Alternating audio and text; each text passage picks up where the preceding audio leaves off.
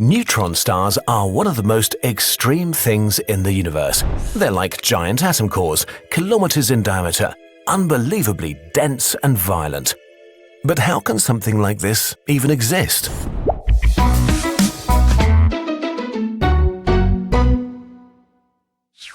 The life of a star is dominated by two forces being in balance: its own gravity and the radiation pressure of its fusion reaction. In the core of stars, hydrogen is fused into helium. Eventually, the hydrogen in the core is exhausted. If the star is massive enough, helium is now fused into carbon. The cores of these massive stars become layered like onions as heavier and heavier atomic nuclei build up at the center. Carbon is fused into neon, which leads to oxygen, which leads to silicon. Eventually, the fusion reaction hits iron, which cannot fuse into another element. When the fusion stops, the radiation pressure drops rapidly. The star is no longer in balance, and if its core mass exceeds about 1.4 solar masses, a catastrophic collapse takes place. The outer part of the core reaches velocities of up to 70,000 kilometers a second as it collapses towards the center of the star. Now, only the fundamental forces inside an atom are left to fight the gravitational collapse. The quantum mechanical repulsion of electrons is overcome, and electrons and protons fuse into neutrons, packed as densely as an atomic nucleus. The outer layers of the star are catapulted into space in a violent supernova explosion. So, now we have a neutron star. Its mass is between 1 and 3 suns, but compressed to an object about 25 kilometers wide, and 500,000 times the mass of Earth in this tiny ball that's roughly the diameter of Manhattan. It's so dense that 1 cubic centimeter of neutron star contains the same mass as an iron cube 700 meters across. That's roughly 1 billion tons, as massive as Mount Everest, in a space the size of a sugar cube.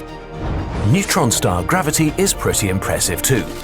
If you were to drop an object from 1 meter over the surface, it would hit the star in 1 microsecond and accelerate up to 7.2 million kilometers per hour. The surface is super flat, with irregularities of 5 millimeters maximum, with a super thin atmosphere of hot plasma. The surface temperature is about 1 million Kelvin, compared to 5,800 Kelvin for our Sun. Let's look inside the neutron star. The crust is extremely hard and is most likely made of an iron atom nuclei lattice with a sea of electrons flowing through them. The closer we get to the core, the more neutrons and fewer protons we see, until there's just an incredibly dense soup of indistinguishable neutrons. The cores of neutron stars are very, very weird. We're not sure what their properties are, but our closest guess is superfluid neutron degenerate matter or some kind of ultra-dense quark matter called quark-gluon plasma that doesn't make any sense in the traditional way and can only exist in such an ultra-extreme environment. In many ways, a neutron star is similar to a giant atom core. The most important difference is that atom cores are held together by strong interaction and neutron stars by gravity. As if all this wasn't extreme enough, let's take a look at a few other properties. Neutron stars spin very, very fast, young ones several times per second.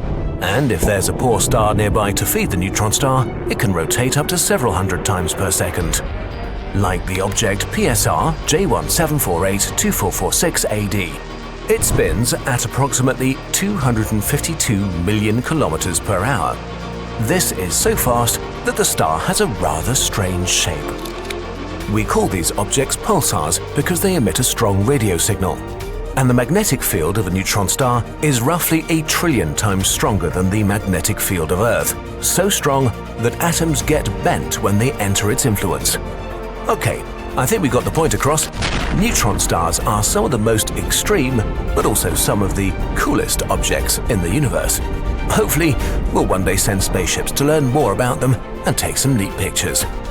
But we shouldn't get too close.